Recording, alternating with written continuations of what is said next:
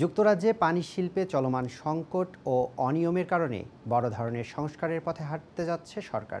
সোমবার প্রকাশিত হতে যাচ্ছে এ বিষয়ক পর্যালোচনা প্রতিবেদন, যেখানে পানি খাত দেখভালের দায়িত্বে থাকা সরকারি সংস্থা অফওয়াটকে বিলুপ্ত বা পূর্ণ সংস্কারের সুপারিশ থাকতে পারে। বিস্তারিত ডেস্ক রিপোর্টে। যুক্তরাজ্যের পানি শিল্পে চলমান সংকট মোকাবেলায় বড় ধরনের পরিবর্তনের পথে হাঁটছে সরকার। সোমবার প্রকাশিত হতে যাচ্ছে ইন্ডিপেন্ডেন্ট ওয়াটার কমিশনের চূড়ান্ত প্রতিবেদন, যেখানে নিয়ন্ত্রক সংস্থা অফওয়াটকে বাতিল বা পুনর্গঠনের সুপারিশ আসতে পারে।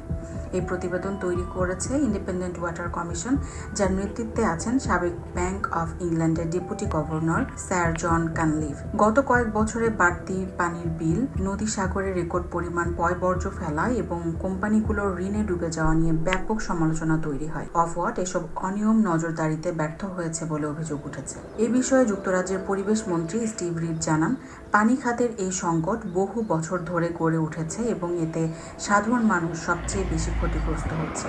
নিয়ন্ত্রক সংস্থা অফওয়াট কর্তব্য পালনে ব্যর্থ হয়েছে, তাই তাদের সংস্কার বা বাতিলের প্রস্তাব যথার্থ। A revolution in the rules that govern our water sector. We're going to completely transform that broken regulatory system so that we get more of a grip on what the water companies are doing, so that I can say with confidence that this commitment I'm making will be delivered and I will be held. তবে সরকার জানিয়েছে, পানি কোম্পানিগুলোর জাতীয়করণ তারা বিবেচনা করছে না, বরং নিয়ন্ত্রণ জোরদার করতে খাতটিকে সুশৃঙ্খল করতে চায়। অন্যদিকে বিশেষজ্ঞরা বলছেন, পানির মতো গুরুত্বপূর্ণ খাতে দায়বদ্ধতা ও পরিবেশ রক্ষার দিকটি নিশ্চিত করাই এখন সময়ের দাবি। জান্নাতুল মাওয়া, আয়ন নিউজ।